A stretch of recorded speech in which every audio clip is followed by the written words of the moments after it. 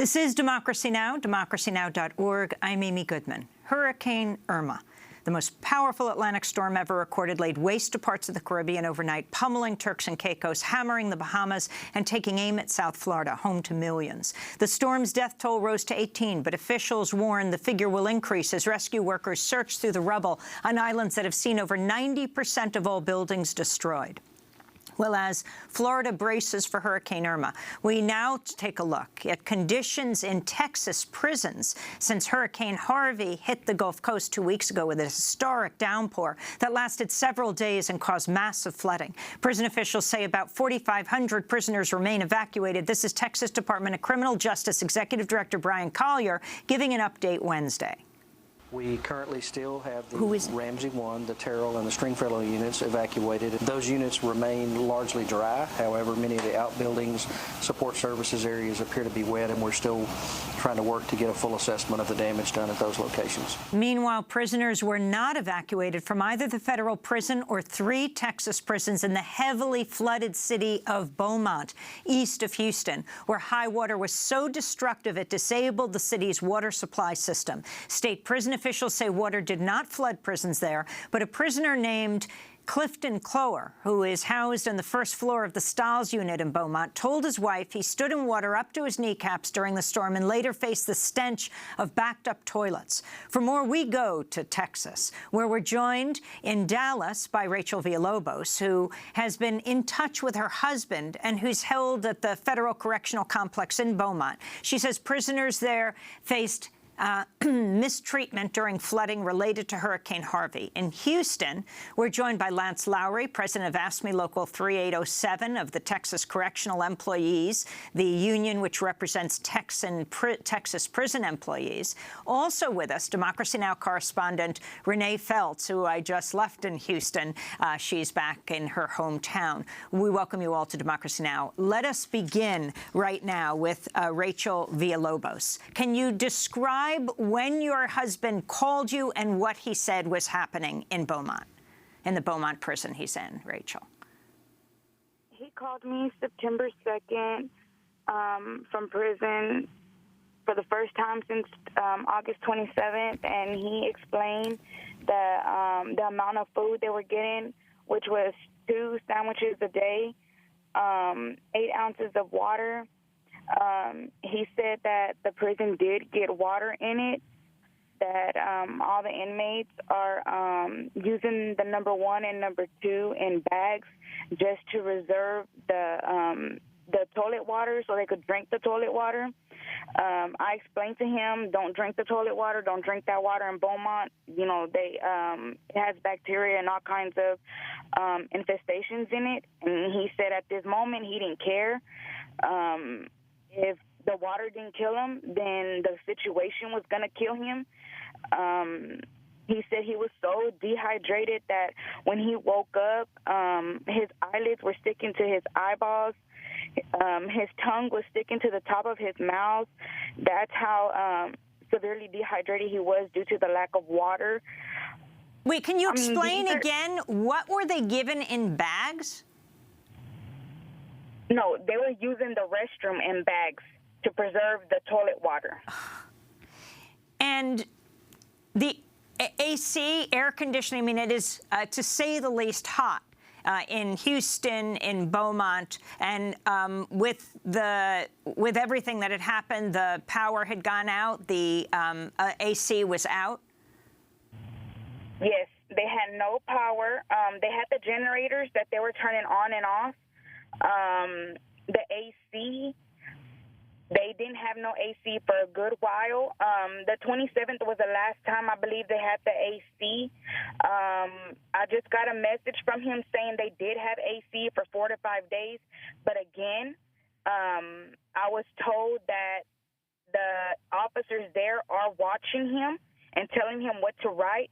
So at this moment, I don't know what to believe. But that I was told from other inmates' wives that they did not have AC. Now, either. There are a lot of rumors that go around at times like this, you know, in prison and outside of prison, but you got reports that 2 prisoners died from drinking the toilet water. Is that what you heard? I have emails from inmates saying yes, quoted, another inmate has passed already. And then at the bottom of the email, it said that this guy collapsed due to him drinking water, that the guards rushed to him. Yes, but I did get confirmation that 2 inmates from the Beaumont Low has passed away due to this. Now, the federal officials have responded.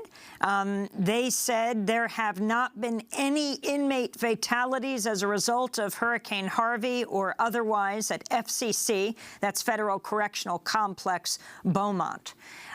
This is TDCJ, that's the Texas Department of Criminal Justice, Executive Director Brian Collier, giving an update Wednesday on water access for prisoners in Beaumont, where the floodwaters disabled the city's water supply system. We've had significant improvement in the last couple of days in the Beaumont area. Water pressure yesterday began improving, so as we continue this week, we see that continuing to improve, so we are getting water back in the Beaumont areas. Some of the things we did during the time the city of Beaumont was without water is our units, we have water tankers that were on site and remained filled so that we could do activities with water. We also distributed significant truckloads of water, bottled water, to those units to have offenders be able to use water. We also provided water in the housing areas of many of the facilities as well. I want to bring Rene Felts into this discussion, Democracy Now! Correspondent on the ground in Houston this week. Rene, can you talk about what you've been able to document on the ground about prison conditions? Well, thanks, Amy, for having me back on. There's a lot of talk about who was evacuated during the storm and who wasn't, and the conditions. And we knew that it was important to look also at the conditions behind bars. It's a little hard to document what's happening. The Houston Chronicle has tried to visit some of the facilities in Beaumont where the city did lose water and the prisoners were not evacuated in the Texas or the federal facilities. The Chronicle wasn't allowed to receive a tour as they had requested. You know, there may be a lot going on there, and it wasn't able to be accommodated. But at the same time, journalists haven't been able to go in to see with their own eyes what's happening at the facilities. That said, it's interesting that there's an effort by the National Lawyers Guild. They have an effort called the Prisoner Legal Advocacy Network. And today, they're going to be filing a notice with the Bureau of Prisons and the Texas Department of Criminal Justice, asking them not to make sure that evidence basically is preserved in terms of documenting what's happened. So we're talking about surveillance footage, we're talking about videos inside the prison, outside, we're talking about social media images, we're talking about other records of who was moved and when, staffing records, and they're also asking people like Rachael and other loved ones and friends of prisoners in these facilities to keep track of what they've been able to document, because they plan to use some of this potentially for litigation in the future. Part of what they're concerned about is that these facilities have flooded before. In fact, we have images of a facility in the Texas area, in Texas, that has flooded previously and is now flooded again this time. I believe it's the Terrell and Stringfellow units in Rochelle, Texas. And so people have raised concerns about, if these facilities are prone to flooding, do you have a solid plan in place in terms of how to evacuate, or if you're not going to evacuate prisoners, what you're going to do to make sure that they have humane living conditions? Because what we've understood from prisoners who've been able to call out to their loved ones or to send emails, like Rachael described, is not only that some of them were describing that they did have water, even though prison officials have said that there was not water in the cells necessarily, even though there were some in outer-lying buildings. There's conflicting reports of that. But we've also heard prisoners describe eating a single hot dog with no bun for lunch and having very limited access to water, as Rachael described. It's important to note, and I'd be interested to hear from Rachael about any retaliation that prisoners are facing when they do try to document conditions or to get in touch with family members. We mentioned last week when we were talking about how TDCJ Texas Department of Criminal Justice didn't actually get around to evacuating prisons in Fort Bend County until some people made calls to the outside, and their loved ones then called the officials and encouraged them to evacuate the facilities. We heard, for example, that Rene Williams made a call like that and is now in one of the 45,000 prisoners that remains evacuated. One thing also, we did get an update from that prisoner, Rene Williams, who said that they're being held in a gymnasium-like facility, sleeping on cots, and that they do have a lot of concern about cockroaches, snakes, other bugs that are bothering them there. And Rene, talk about who Rene is. Rene Williams is a former death row prisoner here in Texas who was sentenced to death for a murder he says he did not commit. He was a juvenile at the time, and the U.S. Supreme Court has said that it's unconstitutional to sentence juveniles to death, and so he was moved to a different facility where he remains now. And his case is actually being reinvestigated by a special unit set up to look at cases that had evidence that ran through the Harris County crime lab, which had a lot of problems at the time. Rachael Villalobos, that question of Rene's, was there any retaliation for your husband or others speaking out, trying to reach you? And was there trouble reaching loved ones during the storm? There was trouble reaching him. Like I said, the last time I spoke to him was August 27th. The first time I spoke to him was September 2nd. So you could imagine me, the emotion I was at. I feel for the people that have their husbands in the shoe, their loved ones in the shoe, because they haven't heard from them, and that's really sad. There is retaliation. I got confirmation that they're retaliating on one prisoner already, and they're starting to retaliate on my husband, and that's really sad that these guards could be so corrupted like that. I mean, all we're trying to do is just help them. And for them to retaliate like that on my husband, it's sad. I want to go to Lenz Lowry. Lance is president of AFSCME Local. Local 3807, Texas Correctional Employees, represents guards and others. What are your concerns right now in hearing these descriptions? My concerns are for our members. Our members are in the same conditions as the offenders. What I'm getting back from the feedback from the officers on the ground, they're going to tell us the truth, what's going on. There tends to be an exaggeration of some of the conditions. I'm not going to paint a rosy picture like the agency. This is a hurricane disaster zone. There has been power outages in the areas, obviously disruption of water supplies, which does create a sanitary issue. However, you know, inmates standing in 3-4 feet of water. I've visited some of these facilities, have talked personally with the officers on a confidential basis. I have not heard of any of the TDC facilities flooding inside, the ones that are currently occupied. Now, there have been issues as far as the disruption of the water supply and sanitary conditions, but the staff on the ground are in the same conditions, and they do have a vested interest pertaining to their own health to keep a sanitary environment. So, Lance, you've told the Houston Press that the Sheriff Clark, is just doing his job by presenting a rosier picture, but have been talking about, you know, the difficulties. For example, can you talk about the Stiles unit and other prisons on emergency lockdown in Beaumont? People outside Texas might be surprised here in this one town, not that large. There are what? How many prisons? At least 5? Yeah, there's several federal facilities, and there's 3 TDCJ state facilities in Beaumont. The conditions of the TDCJ facilities, the biggest issue, what we've seen, is staffing issues. Some of the homes, roadways were obviously shut down.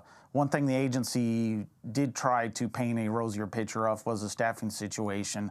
Obviously, if you look at any of the maps from the flooding, you can clearly see that the roadways going in and out of the majority of the facilities were severely flooded. As a matter of fact, our Union Hall in Beaumont was flooded. So, you know, I've talked personally with people on the ground. It's devastation for our officers. A lot of them have experienced flooding in their own homes. And at the same time, they're trying to take care of the prisons and take care of the prisoners to the best of their abilities. In Polk County, Florida, the sheriff, Grady Judd, tweeted this week, quote, "If you go to a shelter for Irma, be advised, sworn LEOs, that's law enforcement officers, will be at every shelter checking IDs. Sex offenders, predators will not be allowed." Rene, talk about the significance of this. Well, Amy, you mentioned Florida. A lot of people are looking at what Florida plans to do with its prison system and their prisoners. I looked this morning to see who they had evacuated, and the latest update sounds like they've got 5,000 prisoners evacuated in the last 24 hours from facilities located in the path of Hurricane Irma, and there's another 3,000 that are set to move soon. And those are early reports. That's what we're hearing from the prison officials.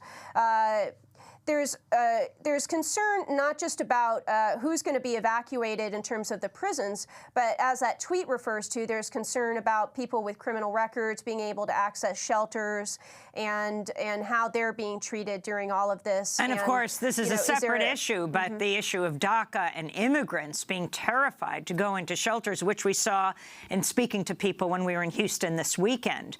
The number of people staying in their homes, afraid if they come out, the immigration police, as they said, the Migre would get them.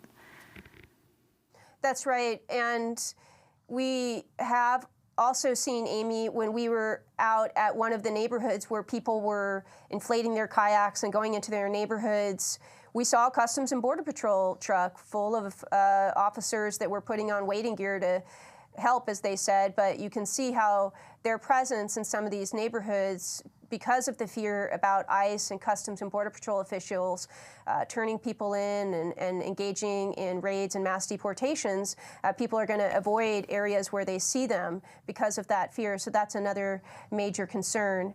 I wanted to suggest that we get Lance to elaborate on one point, Amy, which is back here in Texas. The facilities that we've described are in areas, again, Beaumont, it's incredible. They weren't evacuated from a city that lost its water supply. And we're talking about 5 prisons. And we're talking, as Lance pointed out, not just about the prisons, but the guards. And it's been said that there are porta potties on site, for example, but groups like the Prison Abolition Prisoner Support Network, PAPS, have pointed out that 20 porta potties at a prison for a week may get a bit overused and may start to overflow. And there were concerns even whether or not the inmates themselves, the prisoners, were able to use those or if they were just for the guards. But all of this points to a question of whether or not the facilities are meeting constitutional standards, or whether or not their prisoners during this disaster and crisis are being held in constitutional conditions or cruel and unusual conditions. And I wanted to see if Lance could speak to that point, and also about some of the history of evaluating whether the conditions at some of these facilities are constitutional. Lance Lowry. Sure, there's definitely some issues we need to look at as far as the facilities. So one of our main concerns is the facilities south of Houston along the Brazos River that have flooded. We're concerned about the health and safety as far as mold, black mold exposure when the agency decides to reopen these facilities. This can impact, like I said, not only the inmates but the officers themselves. And you have to remember the officers are in these facilities for a high number of hours, and what affects the inmates as far as the health and safety does affect our officers, and that's concerning when we do have these onset of these crises. Obviously, one thing I've seen as far as a major flaw in Texas has been our staffing ratios. We don't have a high number of correctional staff available for emergencies such as this. They were lucky to get 6,000 inmates out of south of Houston where it was flood prone. Had we had more disastrous situations in Beaumont, at the time we didn't have enough time to get people in and evacuate those offenders or even the officers. And I've been on on site and have seen, and talked to, like I said, a lot of the officers. It has severely impacted our officers, and running these prison systems without the correct appropriations is leading to constitutional issues. We don't have enough staffing in place. When you don't have enough staff, services sometimes are delayed. If you look at the state of Texas as far as our staffing ratios, we manage for every officer 6 offenders. You go to the state of New York, it's 1 in 3. And just to jump in there, Lance, as we probably need to wrap up, there's an interesting concern raised if prisoners are evacuated to other facilities, and you've got those facilities managing potentially twice as many population. Many of these facilities have been had concerns raised previously about whether they're constitutional because of the lack of air conditioning in Texas, and we see that again to some of the facilities where people were evacuated to. And finally, here in Harris County, we've seen reports at the Harris County Criminal Justice Complex, a 20-story building, had its toilets explode and sewage flood everywhere after the storm. It's right next to Buffalo Bayou downtown. It could be closed for many, many months, delaying people's trials, and another aspect of the criminal justice system that we're going to keep an eye on here in Texas. We want to thank you all for being with us. Lenz Lowry, president of AFSCME Local 3807 of the Texas Correctional Employees, represents guards and others in the prisons. The union, Rene Felts, Democracy Now! Correspondent, and Rachael Villalobos on the phone with us, who's been in touch with her husband, who's held at the Federal Correctional Complex in Beaumont, and says prisoners there face mistreatment during the flooding related to Hurricane Harvey. Beaumont lost all its water. This is Democracy Now! When we come back, the segregation of Alabama schools. Stay with us.